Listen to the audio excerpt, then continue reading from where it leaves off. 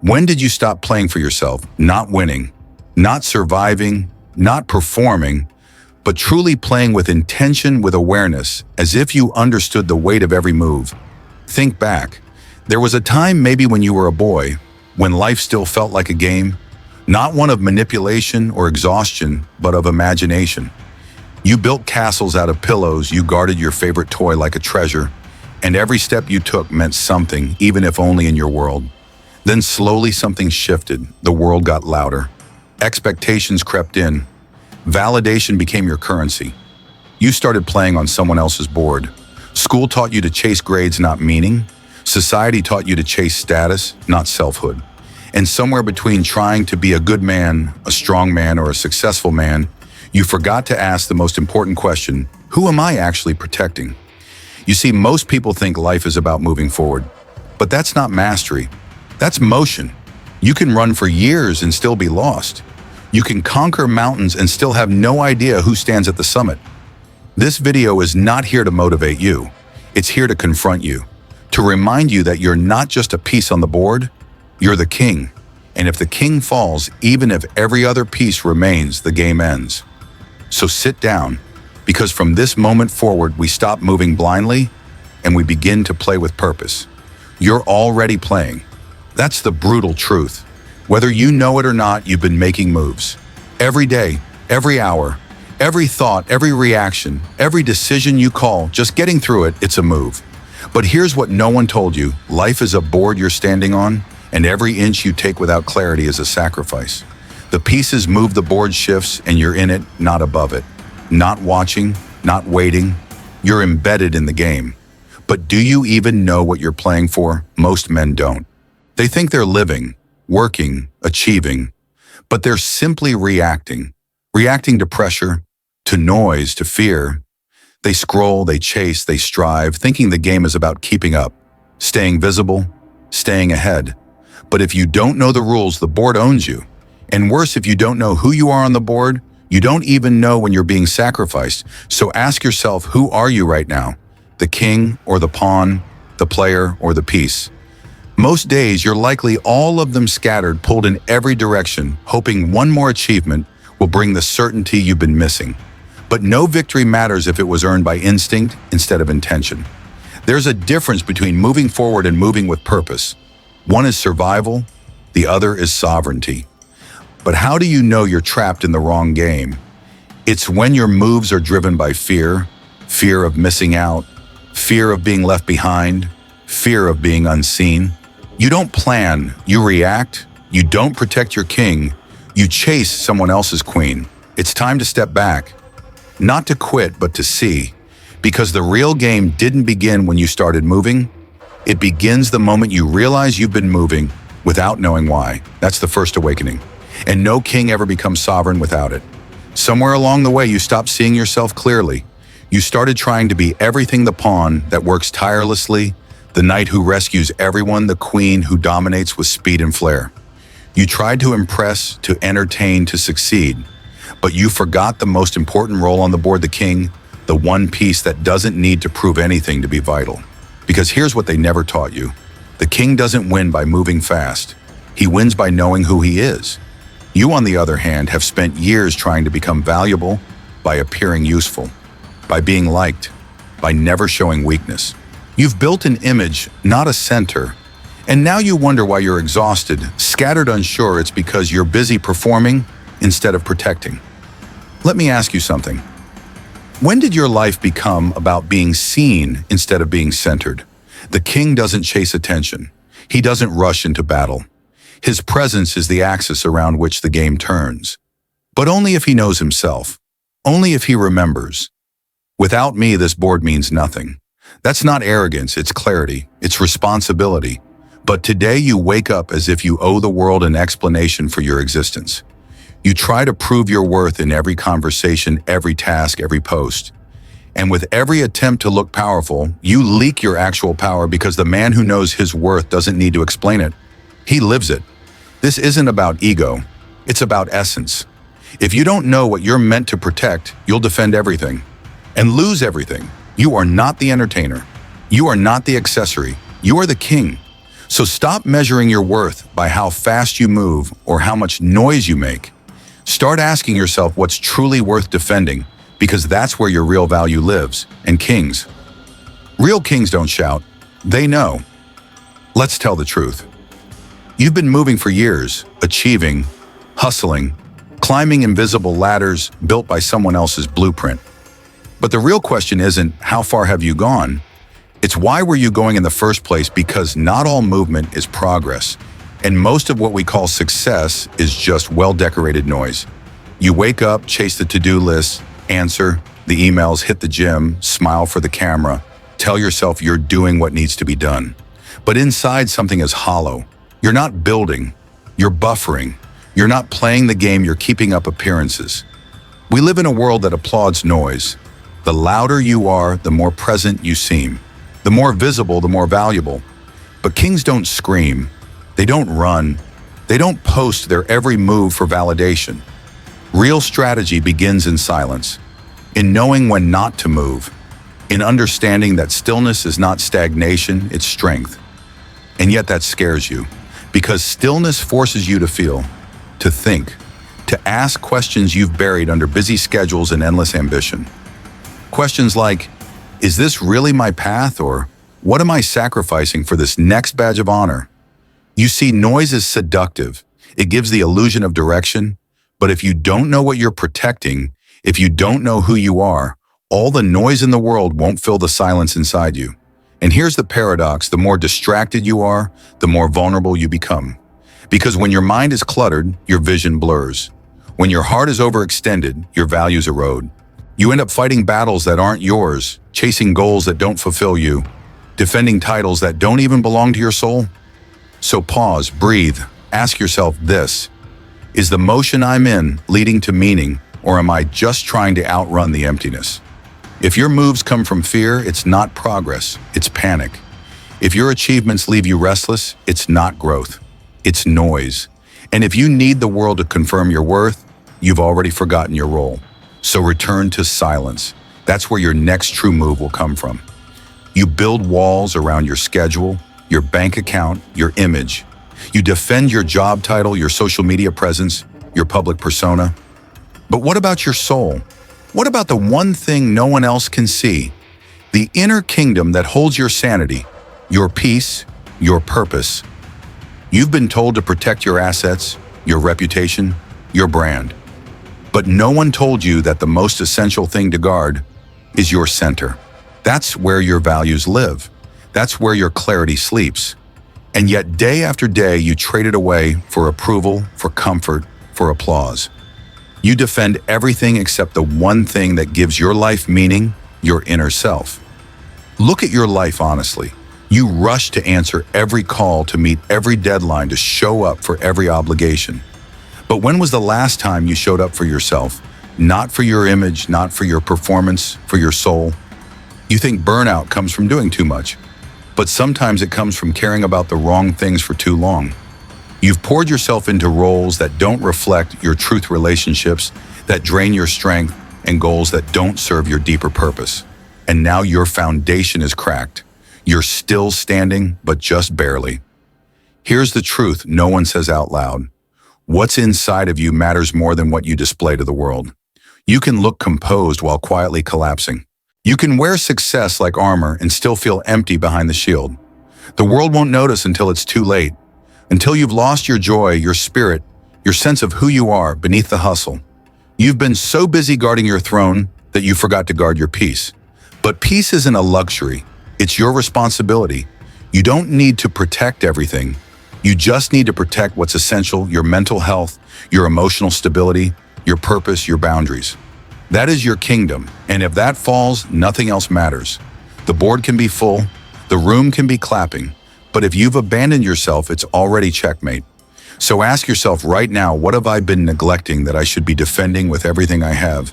Because a king who forgets his center will always lose the crown. You keep looking for the threat outside. You study your competition. You prepare for the next crisis. You scan the board thinking the danger will come from a failed relationship, a lost job, a sudden betrayal. But what if the real enemy has already been let in? Not a person, not a force, but a whisper. a silent voice within you that says, "You're not ready. You'll fail again. Better stay where it's safe." It doesn't shout. It doesn't slam doors. It whispers in the quiet. And because it speaks in your own voice, you believe it. You think it's wisdom. You think it's caution, but it's not. It's sabotage. Self-sabotage. And it's been writing your story for years. That voice isn't your intuition. It's your fear dressed up in logic. It's every childhood wound that went unresolved. Every rejection that never healed. Every moment you felt unseen, unworthy, unwanted, bundled together into a cautious echo inside your mind. And instead of questioning it, you followed it. You let it guide your next move and the one after that. You build a life around avoidance, around not failing, around not being hurt again, and in doing so, you've shrunk the kingdom you were meant to rule. You've armored up, but not with strength, with fear. You second-guess every opportunity. You overanalyze every decision. You stall. You defer. You pretend to be calculating when really, you're afraid of being seen. And yet you move anyway, not with clarity, but with panic. You say yes to things you don't believe in. You pursue goals you don't even want. You numb the pain with distraction, hoping the voice will quiet down. But it won't. Not until you face it. Not until you say out loud, "This isn't who I am. This is who I became while trying to survive." Because that's the truth. You've spent years trying to protect yourself from outside threats, never realizing the most dangerous one was already living in your head, unchallenged, unexamined, and slowly making your life smaller. But now you know. And knowing is power. Because once you hear that voice for what it is, fear not, fact, you get to choose. You don't have to obey anymore. You get to rewrite the strategy. And that's where the real game begins. Leadership isn't about followers. It's not about charisma or commanding rooms with a polished voice. It's not about giving orders or having answers. True leadership starts in the most overlooked place of all, your mind. The way you speak to yourself when no one's watching, that's the real beginning. Because if you can't lead your own thoughts, you'll never master your direction. You'll be driven not by purpose, but by pressure, pulled by noise instead of guided by truth. And you'll spend your life reacting instead of choosing. Think about it. How many times have you made decisions, not from clarity, but from fear of judgment? How many times have you moved because you felt like you had to, not because you knew it was right? You called it strategy, but it was survival. You called it ambition, but it was anxiety in a mask. Leadership isn't proven in moments of power. It's born in moments of chaos when the storm is loud, the path is unclear, and the only compass you have is your inner voice. That's when kings rise. Not because they control the world, but because they've learned to silence the war inside. The world wants you to believe leadership means domination. But no man can lead anything outwardly until he's disciplined his own mind, until he's filtered the lies, until he's faced the noise, the impulse, the temptation, and chosen presence over panic. That's self-command. That's sovereignty. And here's the paradox: the quieter you become inside, the more unshakable you appear outside. The calmer your presence, the deeper your impact. People may not even understand why they feel drawn to you, but they will feel it. Because calm is contagious, and clarity is magnetic. And that's the kind of leader the world needs.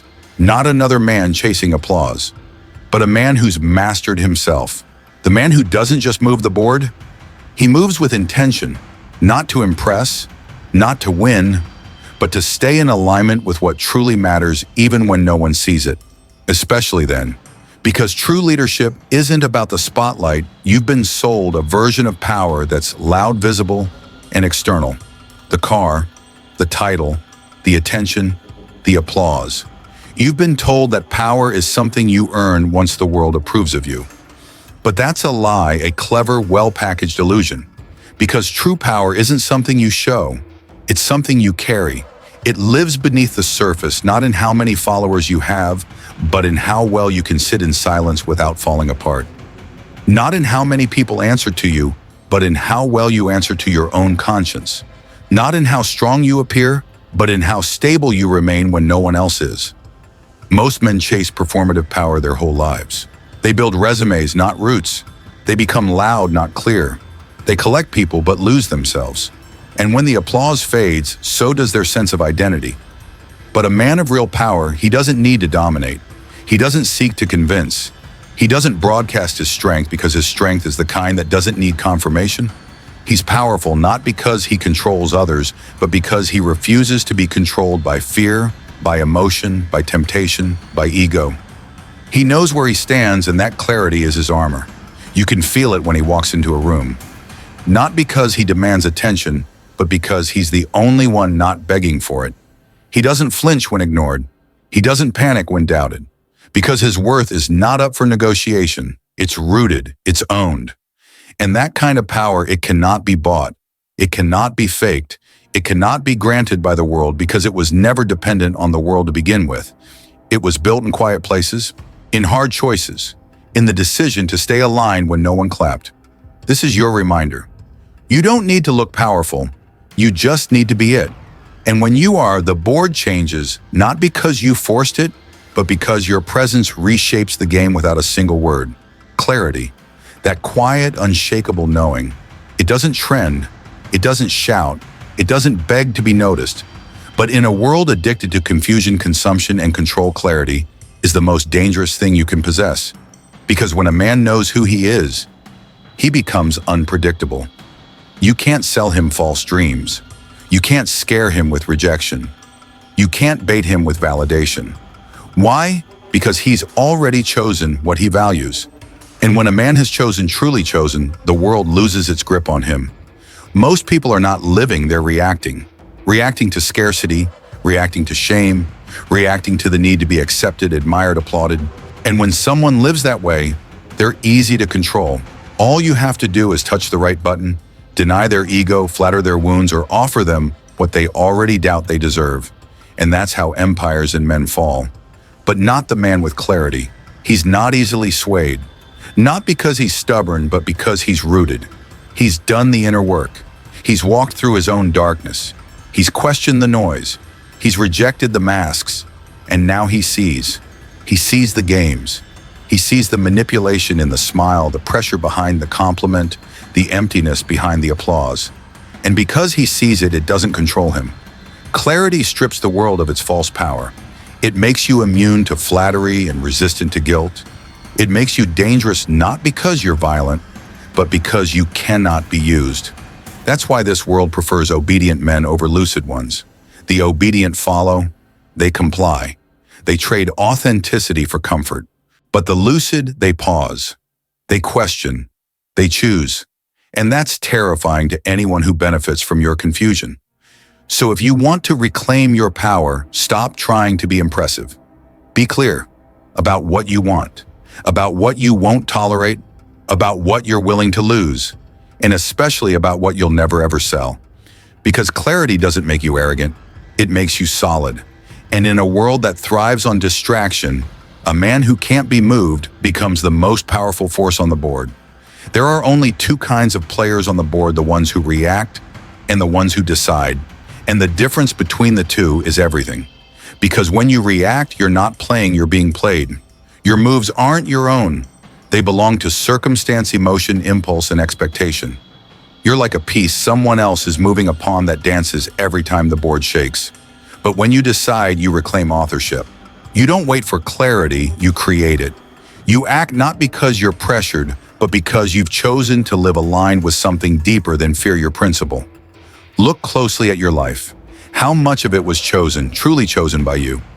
The job you have, did you pick it or did you settle into it because it felt safe? The people you surround yourself with, do they reflect your values or do they just keep you company in your avoidance? The man you've become, is he someone you respect or just someone who fit in? Reacting is easy, it's automatic. It's the default setting in a world that teaches men to survive, not to lead. But decision, that takes risk. That takes vision. That takes standing still while the world screams, hurry. And maybe that's why most people never choose. Because deciding means responsibility. It means you can no longer blame the noise for your direction. It means you have to own your life, your values, and yes, your pain. But here's the paradox. Only the man who chooses becomes free. The one who reacts will always be ruled by trends, by opinions, by guilt, by momentum. But the one who decides, he slows everything down. He watches, he calculates, he moves with clarity. And because of that, even his stillness holds weight. So ask yourself honestly, are you reacting or are you deciding? Because if you don't choose your life, someone else will. And if you keep moving by reflex, don't be surprised when you wake up one day and the life you're living isn't yours. There's a kind of loss that doesn't make noise. No headlines, no collapse, no announcement. It happens in silence, slowly and visibly, until one day you wake up, look in the mirror, and realize you don't recognize the man staring back at you. That's the real checkmate. Not when you lose the job, not when the relationship ends, not when the money dries up or the board tilts against you. No, the game is over the moment you abandon your center, when your choices no longer reflect your values, when you've been performing for so long that even you believe the act. And the tragedy. The world will still clap. You'll still get promotions, still earn applause, still hear you're doing great, because the world rewards obedience. The world celebrates productivity. The world honors men who sacrifice themselves to keep the machine running, even if they're dying on the inside. But make no mistake, decorated collapse is still collapse. You can wear the crown, sit on the throne, and still feel hollow. You can win the game by their rules and still lose your soul. And if that happens, if you've betrayed yourself piece by piece to fit in, to be admired, to be seen, then what exactly have you won? A life that isn't yours. A version of success that cost you your voice, your joy, your sanity. And here's the thing, no one will come to save you from it. No one will notice when your inner kingdom is burning, because you've trained the world to see only your mask. So let me say it plainly. The king's fall doesn't begin when he's defeated. It begins when he stops defending what's essential, when he trades his truth for approval, his peace for progress, his self-respect for safety. Don't let that be your story, because rebuilding your life is possible. But once you've lost yourself, everything else is just set dressing on a board that no longer matters. In a culture that rewards movement, noise, and visibility, the most powerful act you can make is to pause and ask yourself, what am I really protecting? Most people move through life as if it's a race. They run faster, work harder, chase more, not realizing they're playing someone else's game with rules they never wrote. And by the time they pause to look inward, they've sacrificed the very things that made them whole peace of mind, emotional stability, personal values, clarity of purpose. But the message is clear. Real success begins when you stop performing and start protecting. Not your reputation, not your resume, but your center, your mental health, your truth, your inner voice. The most dangerous enemy isn't out there. It's the quiet voice inside you that says, stay small, don't risk, be who they expect. That voice is not your guide, it's your saboteur. And if you don't learn to recognize it, you'll end up building a life that looks good, but feels empty. True leadership isn't about commanding others. It starts with commanding your own mind. That means making decisions rooted in principle, not pressure. It means moving from clarity, not fear. It means choosing stillness when the world demands motion. If you want a life that's truly yours, you must be willing to disappoint the world before you betray yourself. So take this as your reminder. The king on the board isn't powerful because he moves the most. He's powerful because he knows what's worth defending. And in your life, the greatest victory is not external, it's internal. It's staying whole in a world that profits from your disconnection. So protect your center, build your inner kingdom, and never again sacrifice what's essential for what's temporary. That's not selfishness. That's strategy. That's maturity. That's real power.